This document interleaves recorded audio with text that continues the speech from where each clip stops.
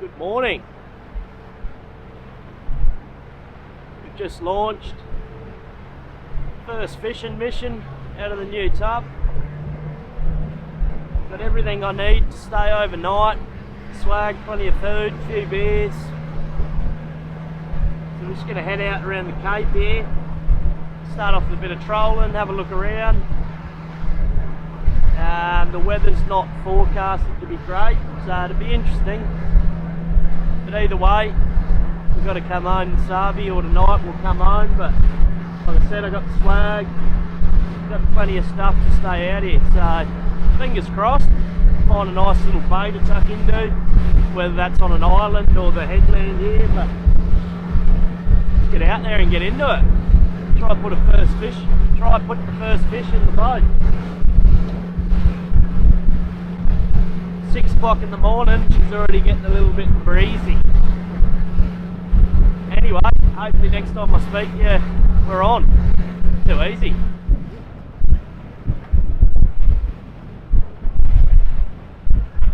One in.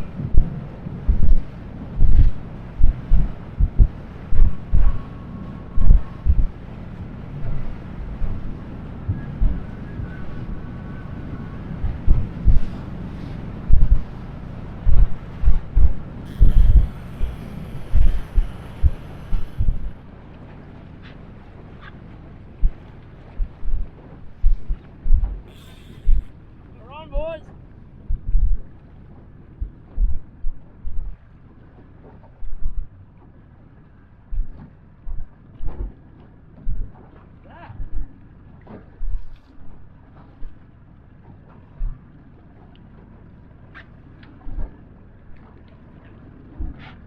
Hey, little Maggie.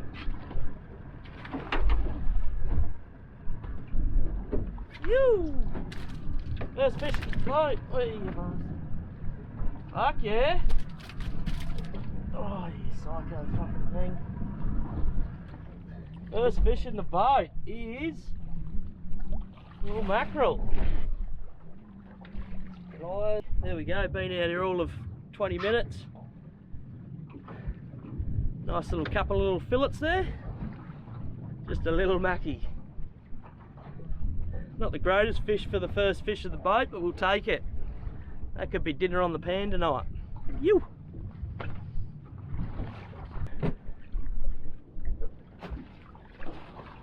In you go, buddy.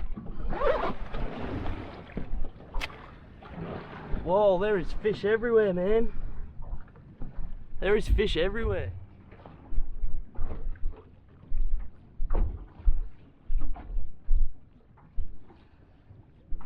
Bit of brekkie. Go check out down here. I've never been out here, so blowing up, shithouse conditions, but Pete's been on the couch.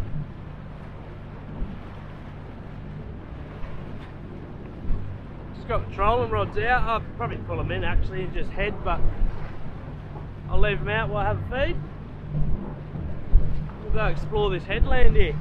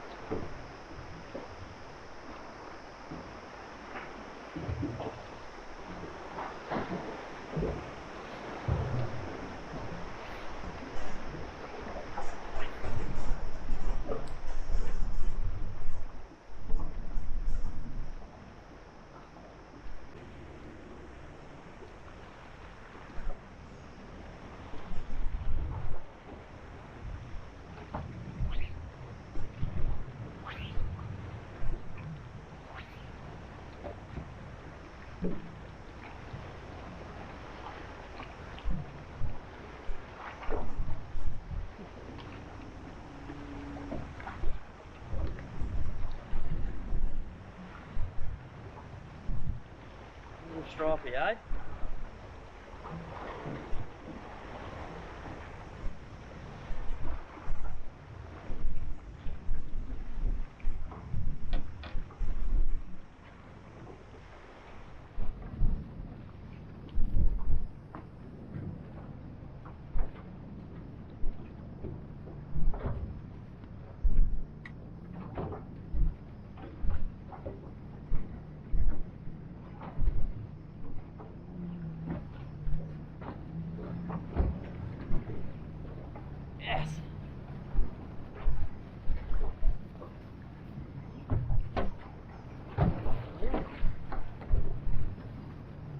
nice trout, I think. Trout? Cod. Fuck, cod.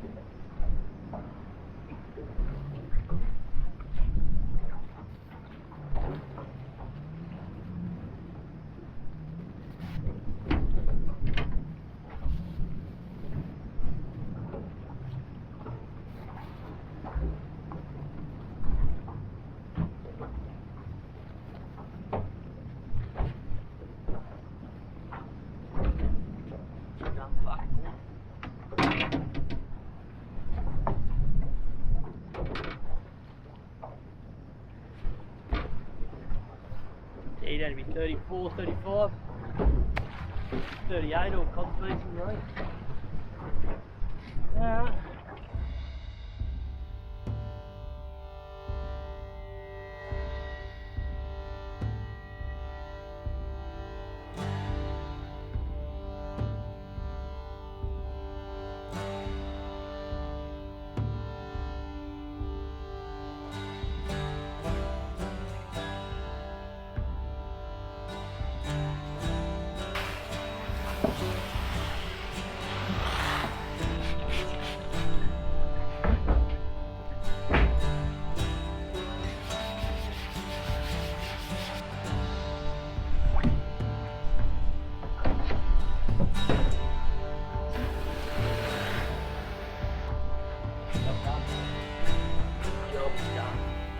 Alrighty, I thought I'd just give you a quick run. I've had a few questions and a few people messaged me and that, can you do a little walk around, run over style video? And same in my first fishing mission, which only lasted 3/4 of a day, sucked because of the weather.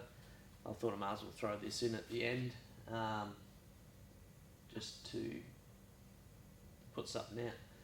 Anyway, so it's a 2050 Stabicraft Fronteir, a New Zealand built boat, well, plate aluminium obviously. The 2050 stands for 20.5 foot, so it's 6.2 metres. It's a centre rear console, just a big open platform basically with a big huge storage area, cast deck up the front, and then another little casting, semi-casting platform in front of it.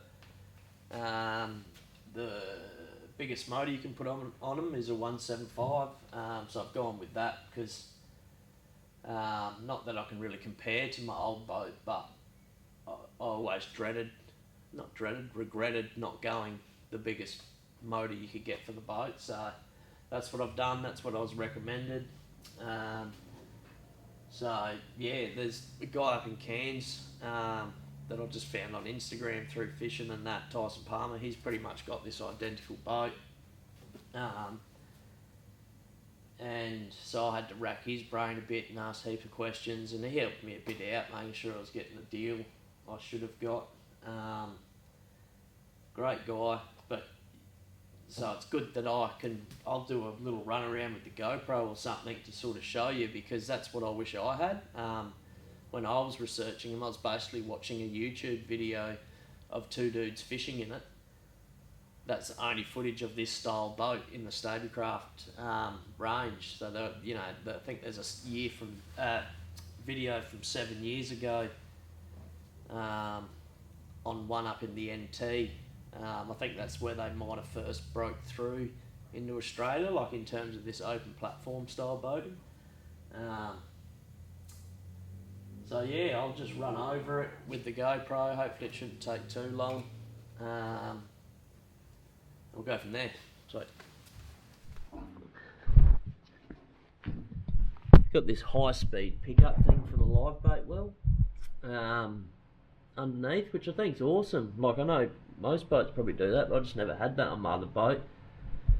So when you were steaming along, trimmed up, and your little gay hose that was meant to be in the water wasn't in the water, you'd burn pumps out. That's my life anyway. Yeah, so I'll just walk around now with the GoPro. I'm not a boat review dude, so don't hit me up for technical specs and that. But anyway, I'll just talk crap as I say it. That's the Yami 175. Seems to be pretty good now. This isn't a review, this is just to show you thing. This was pretty cool, I thought, actually. That's them stays. You literally just slip it over the pin, tilt down till this hear it compress, and you're done. I thought that was awesome. I'm sure you can get them for all motors. Yeah, so this is the transom area. Nice little platform for doing whatever. This comes out. That's to block off your entry or exit or whatever you want to call it. Fuel cap filler on the back. Good spot for it, I think. Oh yep, down here. Oh, that's pretty bad. I'll cut over some bit closer footage with the better camera or something. So that's the sort of the transducer. It does all the side scan and whatnot, and then there's another one around the other side I'll show you. These are the underwater lights. They shine blue.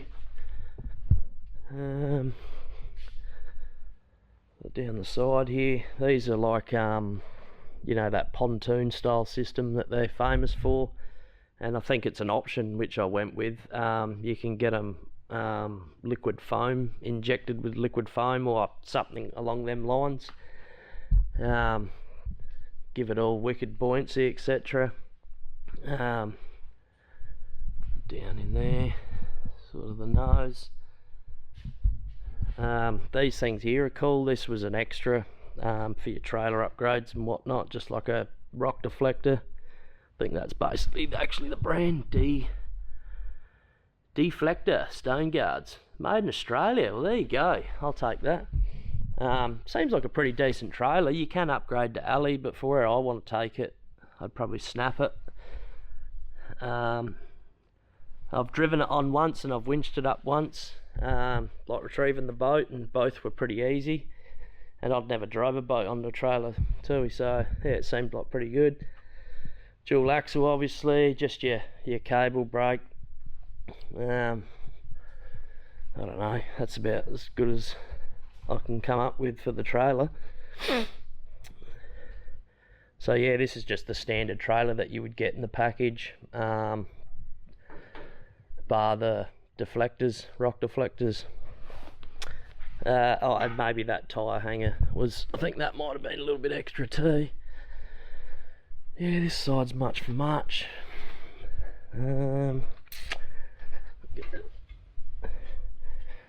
That's the kilowatt transducer, and then another underwater light. Yeah, so you've got 4 bung areas. These ones here are for the cavities. To, like, one's left, one right, and I think one's in front and behind the fuel tank, or behind the fuel tank, so you don't actually have to touch them. If water was ever in them, you've got a serious problem. And that's your bung for everything above the deck. Transducer, that should be sick for doing some deep water stuff. This ladder's really cool. I really like that. Just a hard friction ladder. Does not move. It's open. As you know, when you got bloody flippers on and that, you can just sort of come in. You're not trying to get this big flipper in a little bloody square. So that's really cool. Nice grab rails as you're getting up. I normally just climb over the side, but if you were at the back here, yeah, so nice platform to stand on. There's that removable. That goes in here. Still got the grip there. And then just stays away over here like this. That's the arse end.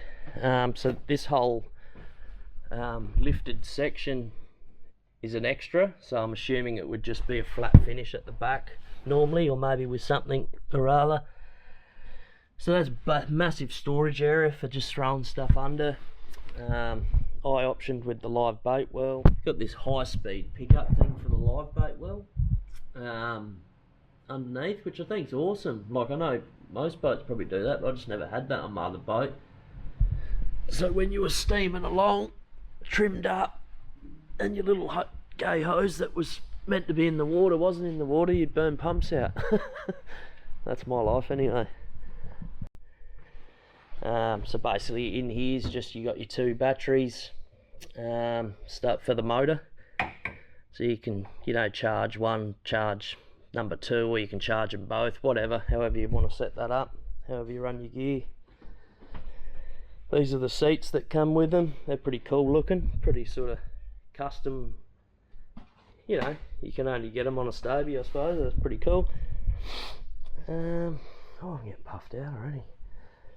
Oh yeah, so we'll just run down. So you got your big open gunnels, under gunnel storage down the right hand side, and then this side's got your rod locker. I've got 7 rods in there at the moment, so that's pretty cool. That goes all the way from here all the way to the back of the boat, so you actually fit like your 9+ foot rods, popping rods and all that sort of stuff, which I actually didn't think I would. Nice huge wide gunnels, massive, so they're comfy just to lean on, or you know, you can put your pair of pliers and one little bump's not going to flip it in the water. That's under the cast deck, obviously. Just charging up some batteries for Wednesday. That's on top. That's a huge area. Like, I think I've measured the internal storage, and that's that other one up the front there, over the anchor well. I think the height I've cleared is like just over 600 mil, so you easily fit your fridges and big tubs and shit.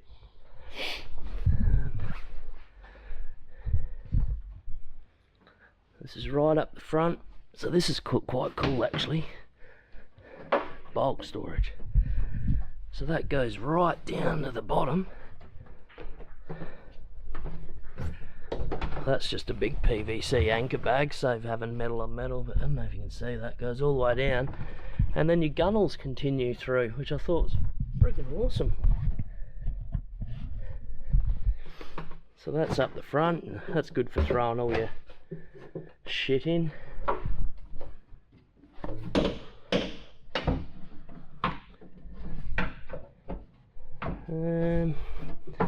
Oh, the anchor stuff, really solid cleats and that. It's definitely well built. You sort of got to see it to understand that.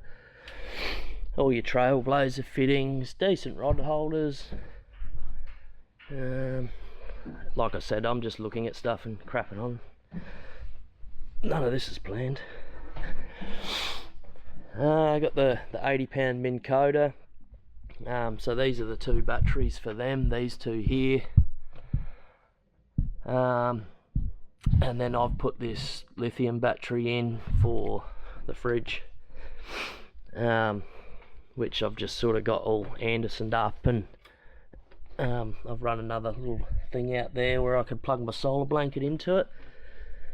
Obviously when the cast deck's shut I'd be pinching the wires otherwise. But yeah, you can kind of see like it's just built strong, and it feels strong in the water. And the same thing alongside of your cast deck, you've got the gunnel space continues. But you don't really see that. I thought that was cool. That's just the plug for the Minn Kota. All this was fitted out at Northside Marine, where I bought it from, down Brisbane way, Redcliffe I think. Oh, it's warm, man. I've had to turn all the fans off so it doesn't fuck the mic up. It's just sort of your wiring and all your hidden stuff, and then it's like a big entry to your console storage. Basically just 2 different trays. Alrighty, yeah, nice. It's a nice built console actually. This shade actually works, I noticed. Actually get good coverage for whatever sounder you're running. Wicked grab rail, like proper stiff grab rail. It's got 1, 2, 3, 4, 5, and then it's actually got these here, which are the same up here, same seat mount. I don't know if you'd have your seat there, but it's a 7-person boat. You can have 7 people. What else? Yeah, so obviously I think most of the stuff, you know, via the bloody electric motor, the lithium battery for the fridge, everything else I've gone through is standard, how it comes. Oh no, sorry, so the rod lockers and this suspended battery storage area, and the live bait well, that's optional. Right, where was I? So the console, this is my fit out. I stuck with Lowrance because I kept my 12-inch. This is a 16 HDS Live. So that's all flush mounted in there. It looks pretty nice. Stereo. So I got the GAL audio, 2 speakers each side. It actually cranks, I was pretty happy with it. That's that. Got the Jam E radio, all on handheld, so that's nice. And then that's just your Yamaha gauge. I've got autopilot going in here in the new year, so I just got that sorted today actually. It was all meant to be done through the dealer, but they couldn't get it before Christmas, so I just said, nah, look, I'm coming to get my boat, I'll get it done up here. And you just got your Siggy socket. This is all customizable, obviously. This will be standard. Everything else is whatever you want to do, of course.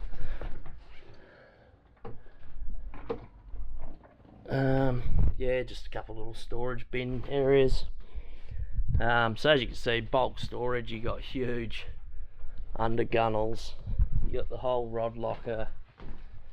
More gunnel space. Same in the next area there. More gunnel space and a big drop area. Heaps of storage in here. More storage. So it's shitloads of storage areas. What else have I done to it? Oh, I just put this flooring in, so it's checker plate finish for the floor, but I just put that in for the dog really. And I've heard it gets hot.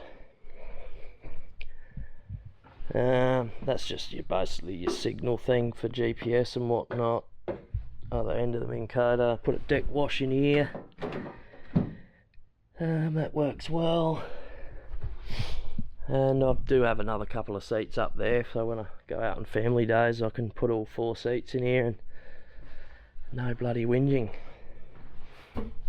The nice big inspection port there down into the pumps as well. I'll show you the lights. I've got some lighting. What are we doing? Turn that on. So I've got these push switches here. So these I've got, like, it's not going to show up too good, but I've got 2 of, where are they? Them style lights down one side, so you can switch them to red or white. So there's 2 down that side, and I've got the one in here, red or white, and then there's one in the rod locker as well. That's them underwater lights, which looks sick under the water. Oh, then I've got another one here for the live bait well. So that'll look cool. Yeah, so here's a quick look at the lights without any of the lights on. So yeah, like I said, 1, 2 down the gunnel there. Everything's interchangeable to white or red. One under the cast deck, one under the rod locker. That's your live bait tank light, and the underwater lights. That's the sort of the console lit up. This is quite nice. Yeah, so all the under gunnel lighting's all on a switch. So you can just press that and turn them all on, or you can run around individually and turn one on, one off, change it to white, red, whatever. So that's pretty cool. So yeah, it's nice for night time. Should be good.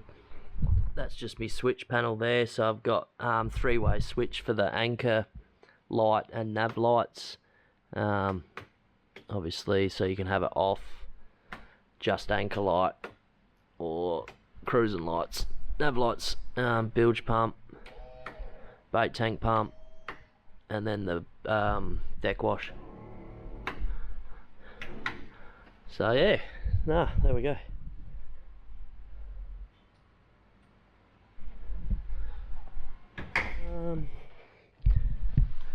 Oh yeah, this is your anchor light thing. So you've got a pole and you just push it down into it and it connects it, and it's got a little thing that slides down, locks it off for when you want your anchor light. You got your two big whips here, so they just screw in, and you set them, you know, wherever you want them. One either side, AM, FM, and obviously like your radio. Probably missing stuff, but that's basic a run over, you know what I mean? I'm just trying to think if I was watching a vid. Yeah, so I think most things are a pro on these boats. Everything's a sacrifice and a compromise with boating, as you know. Like, so at the back here you can see there's like no room behind the seats. So if you had all three seats in a row here, and then you're trolling out of here, you know, you're going to be reaching over to get your rod or whatever. But for me, all the fishing's, that's where it should be done.